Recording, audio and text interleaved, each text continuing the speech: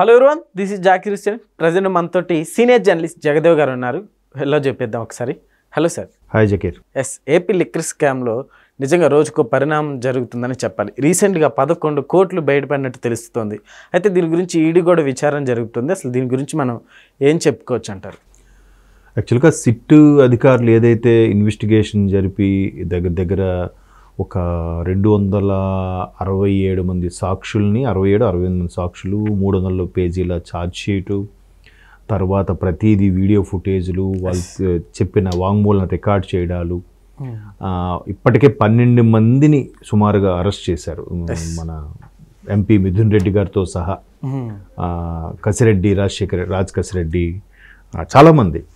So ఇందులో అధికారులు ఉన్నారు, పొలిటీషియన్స్ ఉన్నారు. కొంతమంది వచ్చి సిట్ అధికారులు ఇచ్చిన వాంగ్మూలంకి ఏంటంటే చాలా తెలివిగా చాకచక్యంగా మాట్లాడి వెళ్ళిపోయారు. అందులో విజయసాయి రెడ్డి గారు కూడా ఉన్నారు.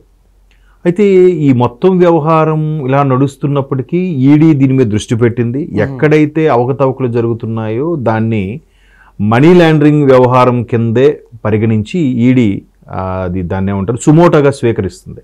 ఓకే. సో అలాగా ఈడీ ఇప్పటికే ఈ ఏపీ లిక్కర్ స్కామ్ని సుమోటోగా స్వీకరించిన నేపథ్యము మొన్న శంషాబాద్లో ఏదైతే 11 కోట్ల రూపాయలు అట్టపెట్టెల్లో నోట్ల కట్టలు దొరకడం అసలు చాలా విచిత్రంగాను, చాలా అంటే ఏంటి ఇంత జరుగుతున్నా చేమ కుట్టినట్టు కూడా లేదు.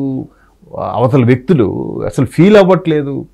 ఏముందిలే మనుషుల్ని ఎక్కడో పెట్టి కొనియొచ్చులే అని అనుకుంటున్నారు, ఏంటో మరి తెలియదు. అంటే ఈ 11 నోట్ల కట్టలు కూడా వాళ్ళు నిన్న విజువల్స్ చూస్తే ఒక్కొక్కటి చిరిగిపోయి చెదిరిపోయి మాసిపోయినట్టుగా ఉన్నాయి. అంటే ఇవన్నీ కూడా పేద ప్రజల కష్టార్జితం. అది అంటే ఎవరైతే పొద్దున్న లేచి కూలీ నాలి పని చేసుకొని బిల్డింగ్ కన్స్ట్రక్షన్లు, మేస్త్రి పనులు, లేబర్ పనులు అన్నీ చేసుకొని సాయంత్రం అయ్యేసరికి అమ్మ కాస్త 2 చుక్కలు వేసుకొని శాద్ తీరుదాం అనుకున్న వాళ్ళందరూ ఆ నోట్ల కట్టలు అవన్నీ.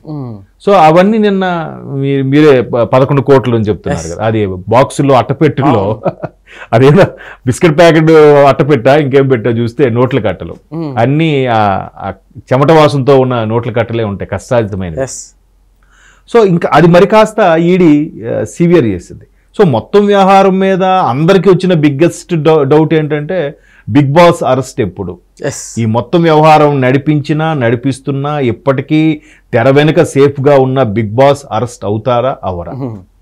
ఇదిలా ఉంటే రిటైర్డ్ ఐఏఎస్ ఆఫీసరు, మాజీ దాని చీఫ్ సెక్రటరీ ఐవైఆర్ కృష్ణారావు గారు, ఆయన ఒక ఐవైఆర్ టాక్స్ అని చెప్పి ఒక వీడియో రిలీజ్ చేస్తారు. అది ఎక్స్లో వైరల్ అవుతుంది. అదేమన్నారంటే ఆయన క్లియర్గా చాలా డైరెక్ట్గా చెప్పేశాడు. అంటే మాంసం తిని బొక్కలు మెడలో వేసుకున్నట్టుగా మీరు అంత పచ్చిగా నిస్సిగ్గుగా, అంటే విచక్షణ లేకుండా ఎవరేమనుకుంటూ అనుకోని అని అంత దారుణంగా మీరు ఎలాగ ఆ స్కామ్ చేయగలిగారు?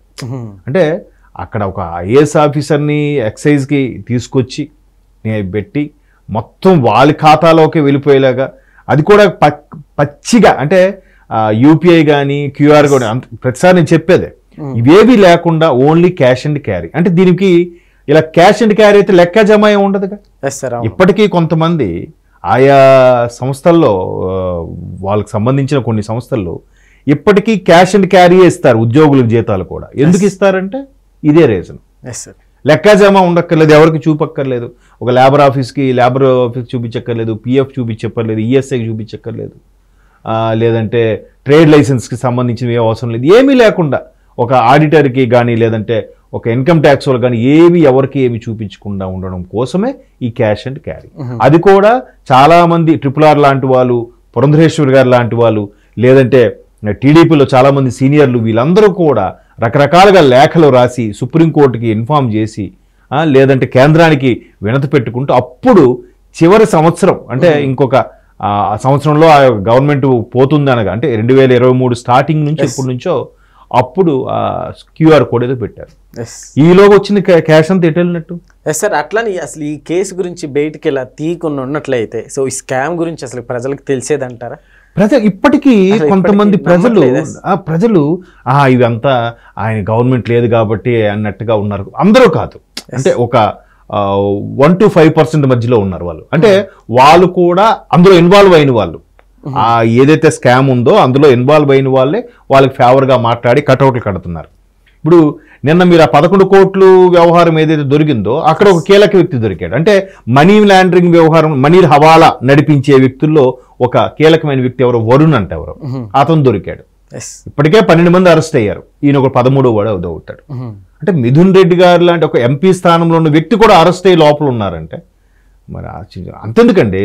అసలు ఆంధ్రప్రదేశ్ లిక్కర్ స్కామ్తో పోల్చితే ఢిల్లీ లిక్కర్ స్కామ్ చాలా చిన్నది. అది చీమ అయితే ఇది ఏనుగు.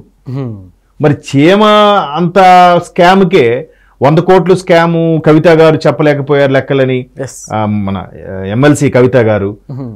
తర్వాత ముఖ్యమంత్రి పదవిలో ఉన్న కేజ్రీవాల్ గారు కూడా అరెస్ట్ అయిన వైనం చూసాము. ఆ తర్వాత ఆయన ఓడిపోవడానికి కూడా అదే ప్రధాన కారణం అని కూడా నేషనల్ వైడ్గా చాలా మంది సర్వేలు కూడా అవే చెప్పారు. ఆయన ఇంకా ఎలక్షన్ రిజల్ట్స్ రాకముందే చెప్పారు ఈసారి కేజ్రీవాల్ ఓడిపోబోతున్నారని.